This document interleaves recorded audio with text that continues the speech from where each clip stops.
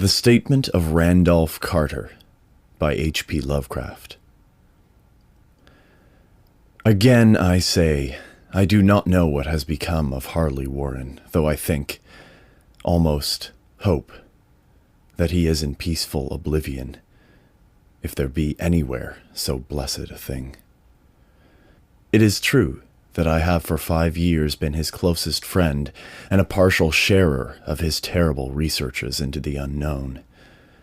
I will not deny, though my memory is uncertain and indistinct, that this witness of yours may have seen us together, as he says, on the Gainesville Pike, walking toward Big Cypress Swamp at 11:30 on that awful night.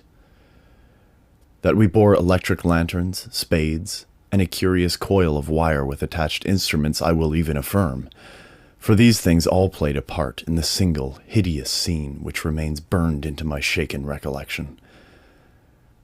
But of what followed, and of the reason I was found alone and dazed on the edge of the swamp next morning, I must insist that I know nothing, save what I have told you over and over again.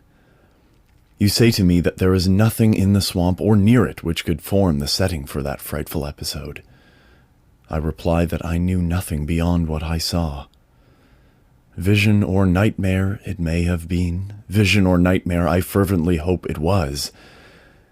Yet it is all that my mind retains of what took place in those shocking hours after we left the sight of men. And why Harley Warren did not return, he or his shade, or some nameless thing I cannot describe, alone can tell. As I have said before, the weird studies of Harley Warren were well known to me, and to some extent shared by me. Of his vast collection of strange, rare books on forbidden subjects, I have read all that are written in the languages of which I am master, but these are few as compared with those in languages I cannot understand. Most, I believe, are in Arabic, and the fiend-inspired book which brought on the end, the book which he carried in his pocket out of the world, was written in characters whose like I never saw elsewhere. Warren would never tell me just what was in that book. As to the nature of our studies, I must say again that I no longer retain full comprehension. It seems to me rather merciful that I do not, for they were terrible studies, which I pursued more through reluctant fascination than through actual inclination. Warren always dominated me, and sometimes I feared him. I remember how I shuddered at his facial expression on the night before the awful happening, when he talked so incessantly of his theory, why certain corpses never decay, but rest firm and fat in their tombs for 1,000 years. But I do not fear him now, for I suspect that he has known horrors beyond my ken. Now, I fear for him. Once more I say that I have no clear idea of our subject that night. Certainly it had much to do with something in the book which Warren carried with him, that ancient book in undecipherable characters which had come to him from India a month before, but I swear I do not know what it was that we expected to find. Your witness says he saw us at 11:30 on the Gainesville Pike, heading for Big Cypress Swamp. This is probably true, but I have no distinct memory of it. The picture, seared into my soul, is of one scene only, and the hour must have been long after midnight, for a waning crescent moon was high in the vaporous heavens. The place was an ancient cemetery, so ancient that I tremble at the manifold signs of immemorial years. It was in a deep, damp hollow, overgrown with rank grass, moss, and curious creeping weeds, and filled with a vague stench, which my idle fancy associated absurdly with rotting stone. On every hand were the signs of neglect and decrepitude, and I seemed haunted by the notion that Warren and I were the first living creatures to invade a lethal silence of centuries. Over the valley's rim, a wan, waning crescent moon peered through the noisome vapors that seemed to emanate from unheard-of catacombs, and by its feeble, wavering beams I could distinguish a repellent array of antique slabs, urns, cenotaphs, and mausoleum facades, all crumbling, moss-grown, and moisture-stained, and partly concealed by the gross luxuriance of the unhealthy vegetation. My first vivid impression of my own presence in this terrible necropolis concerns the act of pausing with Warren before a certain half-obliterated sepulchre, and of throwing down some burdens which we seemed to have been carrying. Now I observed that I had with me an electric lantern and 2 spades, whilst my companion was supplied with a similar lantern and a portable telephone outfit. No word was uttered, for the spot and the task seemed known to us, and without delay we seized our spades and commenced to clear away the grass, weeds, and drifted earth from the flat, archaic mortuary. After uncovering the entire surface, which consisted of 3 immense granite slabs, we stepped back some distance to survey the charnel scene, and Warren appeared to make some mental calculations. Then he returned to the sepulchre, and using his spade as a lever, sought to pry up the slab lying nearest to a stony ruin, which may have been a monument in its day. He did not succeed, and motioned to me to come to his assistance. Finally, our combined strength loosened the stone, which we raised and tipped to one side. The removal of the slab revealed a black aperture, from which rushed an effluence of miasmal gases so nauseous that we started back in horror. After an interval, however, we approached the pit again, and found the exhalations less unbearable. Our lanterns disclosed the top of a flight of stone steps, dripping with some detestable ichor of the inner earth, and bordered by moist walls encrusted with niter. And now, for the first time, my memory records verbal discourse, Warren addressing me at length in his mellow tenor voice, a voice singularly unperturbed by our awesome surroundings. "I'm sorry to have to ask you to stay on the surface," he said, "but it would be a crime to let anyone with your frail nerves go down there. You can't imagine, even from what you have read and from what I've told you, the things I shall have to see and do. It's fiendish work, Carter, and I doubt if any man without ironclad sensibilities could ever see it through and come up alive and sane. I don't wish to offend you, and heaven knows I'd be glad enough to have you with me, but the responsibility is in a certain sense mine, and I couldn't drag a bundle of nerves like you down to probable death or madness. I tell you, you can't imagine what the thing is really like. But I promise to keep you informed over the telephone of every move. You see, I have enough wire here to reach the center of the earth and back." I can still hear in memory those coolly spoken words, and I can still remember my remonstrances. I seemed desperately anxious to accompany my friend into those sepulchral depths, yet he proved inflexibly obdurate. At one time he threatened to abandon the expedition if I remained insistent, a threat which proved effective, since he alone held the key to the thing. All this I can still remember, though I no longer know what manner of thing we sought. After he had obtained my reluctant acquiescence in his design, Warren picked up the reel of wire and adjusted the instruments. At his nod, I took one of the latter and seated myself upon an aged, discolored gravestone by the newly uncovered aperture. Then he shook my hand, shouldered the coil of wire, and disappeared within that indescribable ossuary. For a minute I kept sight of the glow of his lantern, and heard the rustle of the wire as he laid it down after him. But the glow soon disappeared abruptly, as if a turn in the stone staircase had been encountered, and the sound died away almost as quickly. I was alone, yet bound to the unknown depths by those magic strands whose insulated surface lay green beneath the struggling beams of that waning crescent moon. I constantly consulted my watch by the light of my electric lantern and listened with feverish anxiety at the receiver of the telephone, but for more than a quarter of an hour heard nothing.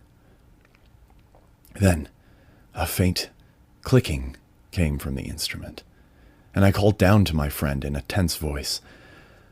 Apprehensive as I was nevertheless unprepared for the words which came up from that uncanny vault in accents more alarmed and quivering than any I had heard before from Harley Warren.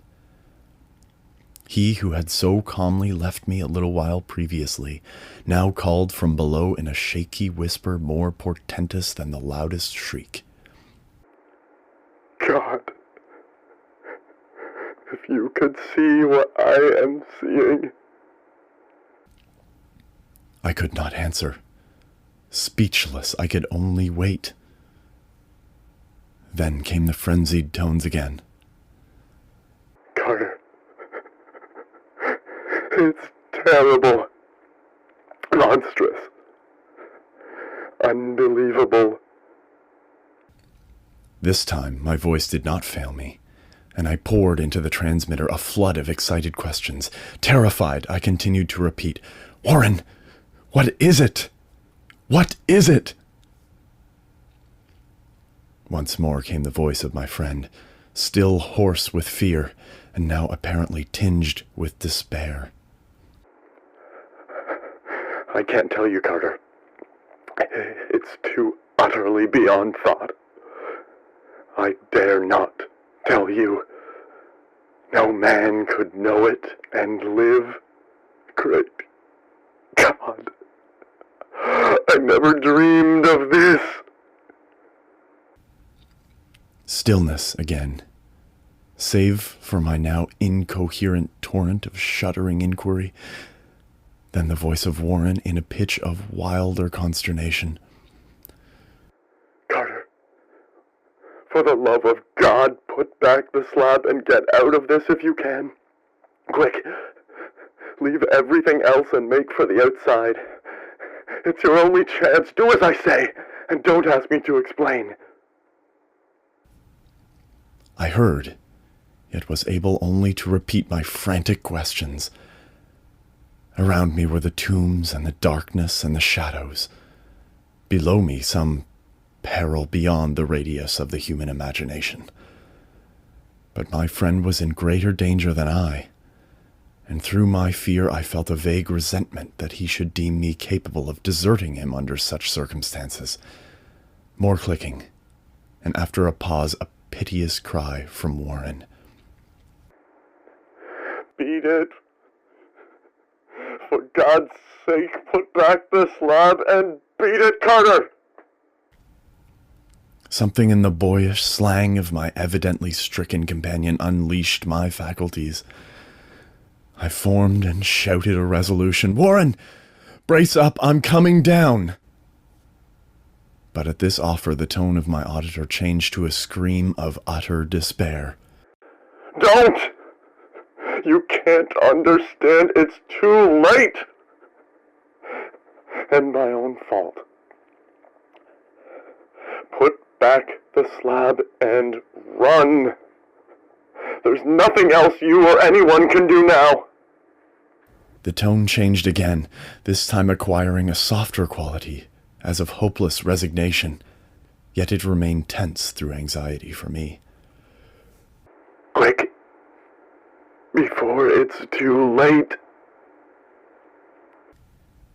I tried not to heed him, tried to break through the paralysis which held me, and to fulfill my vow to rush down to his aid. But his next whisper found me still held inert in the chains of stark horror. Carter, hurry. It's no use. You must go. Better one than two. The slab. A pause, more clicking, then the faint voice of Warren. Nearly over now. Don't make it harder. cover up those damn steps and run for your life. You're losing time. So long, Carter. Won't see you again. Here Warren's whisper swelled into a cry that gradually rose to a shriek fraught with all the horror of the ages. Curse these hellish things. Legions, my God! Beat it! Beat it! Beat it! After that was silence. I know not how many interminable eons I sat stupefied, whispering, muttering, calling, screaming into that telephone. Over and over again through those eons I whispered and muttered, called, shouted, and screamed. Warren, Warren, answer me, are you there? And then there came to me the crowning horror of all. The unbelievable, unthinkable, almost unmentionable thing. I have said that eons seemed to have elapsed after Warren shrieked forth his last despairing warning, and that only my own cries now broke the hideous silence. But after a while there was a further clicking in the receiver, and I strained my ears to listen. Again I called down, Warren, are you there? And in answer heard the thing which has brought this cloud over my mind. I do not try, gentlemen, to account for that thing, that voice. Nor can I venture to describe it in detail, since the first words took away my consciousness and created a mental blank which reaches to the time of my awakening in the hospital. Shall I say that the voice was deep, hollow, gelatinous, remote, unearthly, inhuman, disembodied? What shall I say? It was the end of my experience, and is the end of my story. I heard it, and knew no more. Heard it, and as I sat petrified in that unknown cemetery in the hollow, amidst the crumbling stones and the falling tombs, the rank vegetation and the miasmal vapors, heard it well up from the innermost depths of that damnable open sepulchre, as I watched amorphous necrophagous shadows dance beneath an accursed waning moon. And this is what it said. You fool. Warren is dead. End of The Statement of Randolph Carter,